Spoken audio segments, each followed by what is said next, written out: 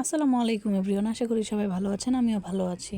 তো শীতকাল তো চলেই আসলো। তো শীতকালীন সবজি যদি না খাই তাহলে কি হয় বলেন? তো আজকে চলে আসলাম সবজি রান্না করার জন্যে। তো চলুন রেসিপিটি দেখে নিই। আসলে আমরা কম বেশি সবাই রান্না করতে পারি, তারপরও আমার কাছে ভালো লাগে শেয়ার করতে, তাই করি।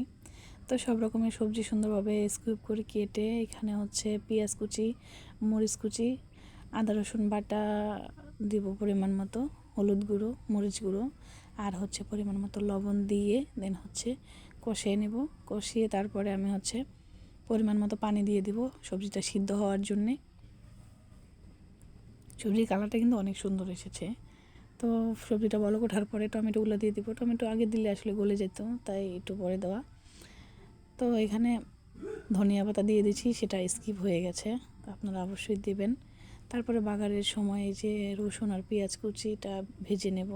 তারপরে কিছু জিরা ফোড়ন দিয়ে দেবো। জিরাটা দেওয়ার ফলে কিন্তু তরকারিটা খেতে অনেক বেশি মজা হয়েছিল। তো এই হচ্ছে সিদ্ধ করা সবজিগুলো এখন তেলের মধ্যে দিয়ে দেব। তেলটা এরকম অবশ্যই রসুনগুলো এরকম লাল করে ভেজে তারপরে হচ্ছে দিবেন, তাহলে কিন্তু ফ্লেভারটা অনেক ভালো আসে। তো আজকে এই সবজিটা এত মজা হয়েছিল যে হচ্ছে দুপুরবেলায় খাওয়া শেষ হয়ে গেছে। সবাই অনেক তৃপ্তি সহকারে খেয়েছে, আসলে অনেক টেস্টি ছিল। হোটেলের যে রান্না করে ওই রকম থেকে বেশি এটা হচ্ছে ফাইনাল লুক। তো ফাইনাল লুক যেমনই দেখাক না কেন, খেতে কিন্তু অনেক ভালো হয়েছিল, মাশাল্লাহ।